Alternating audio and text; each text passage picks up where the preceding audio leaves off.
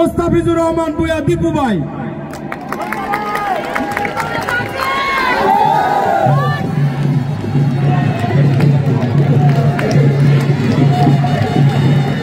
বিসমিল্লাহির রহমানির রহিম। আজকে চনপাড়া আয়োজিত 31 দফা সমাবেশে উপস্থিত আমাদের সভাপতি, এখানে উপস্থিত আছেন গোলাম ফারুক খোকন ভাই, এখানে উপস্থিত আছেন রূপগঞ্জ থানা বিএনপির সভাপতি অ্যাডভোকেট হুমায়ুন ভাই, সেক্রেটারি বাসিরউদ্দিন বাচ্চু ভাই, আরও উপস্থিত আছেন আমার চনপাড়ার বিএনপি যুবদল, ছাত্র দল, শ্রমিক দল, জিয়া শিশির দল ও আবার মহিলা দলের নেতৃবৃন্দ, সবাইকে আসসালামু আলাইকুম। আপনারা সবাই কেমন আছেন আগে বলেন তো, আমি শুনি না, আরেকবার বলেন।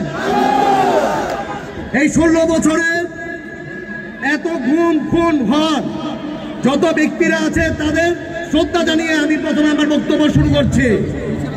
এখানে একটি কথা আছে, আমাদের ভাষায় একটি কথা বলে, জয়কালে ক্ষয় নাই, মরণকালের ওষুধ নাই। আপনারা এটা জানেন? এখন জয়কাল কার? জয়কাল হলো আমাদের, জয়কাল হলো তারেক জিয়া। আমরা অপেক্ষা আছি আর কয়দিনের মধ্যে আমরা তারেক জিয়াকে আমাদের দেশের প্রধানমন্ত্রী হিসাবে দেখব। আর এখন মরণকাল কার? শুনি না, আরেকবার বলেন। শেখ হাসিনা। কারণ শেখ হাসিনা যতই চেষ্টা করছে, যতই দেশে দেশে ঘুরছে, ওর মরণকাল হয়ে গেছে। উনি কিন্তু আর এই দেশে আসতে পারবে না। আপনারা দেখেছেন আল্লাহ কতটুকু সম্মান করে মানুষকে, যাকে সম্মান করে আল্লাহ ঠিকই সম্মান করে। আমাদের দেশ নেত্রী বেগম খালেদা জিয়াকে কুয়েতের প্লেন এসে নিয়ে গেছে, আর শেখ হাসিনা একটি চোরের মতো এই দেশ ছেড়ে গেছে। কারণ আল্লাহ জানে দেশ নেত্রী বেগম খালেদা জিয়া এই দেশের নাগরিকদের জন্য উনি জান প্রাণ দিয়েছে, উনি এই দেশের জন্য উনি সবসময় ছিল। এর জন্য আল্লাহ ওনাকে এই দেশের রানীর মতো সম্মান করে।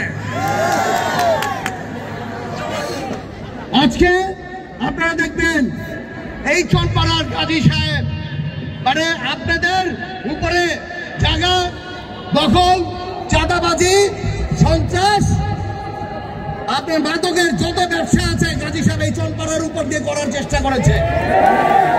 উনি এটার জন্য বিভিন্ন পিএস রেখেছিল। আপনারা এইসব পিএস কে চেনেন? যে পিএসরা এই চনপাড়ার মাদকের ব্যবসার সাথে জড়িত ছিল।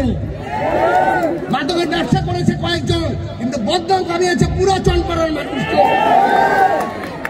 ইনশাল্লাহ চনপাড়ার মানুষ যাতে গর্বের সাথে চলতে পারে, ইনশাল্লাহ আমি এই ব্যবস্থা ইনশাল্লাহ আপনাদের সাথে মিলে করে দিব, যাতে বুক গুলিয়ে আপনারা সবসময় বলতে পারেন যে আমরা চনপাড়ার মানুষ। আজকে চনপাড়ার একটি কথা বলে, চনপাড়ার মানুষ অ্যাকচুয়ালি এত সাহসী যে ওনারা পুলিশের চোখে চোখ রেখে কথা বলেছে। ওনারা আমার দুর্দিনে আমাকে কখনো ফেলে যায় নাই। এর জন্য চনপাড়ার মানুষকে আমি বলি তারা বীরের মতো আছে, তারা ইনশাআল্লাহ বীরের মতোই থাকবে রূপগঞ্জে।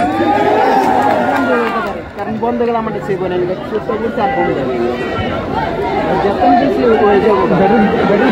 আজকে এই অন্তর্বর্তী সরকারকে একটি কথা বলে, আপনারা অতি শীঘ্রই এই দেশে নির্বাচন দেন, গণতান্ত্রিক সরকার একচুয়ালি সংস্কার করে এই দেশকে এগিয়ে নিয়ে যেতে পারবে।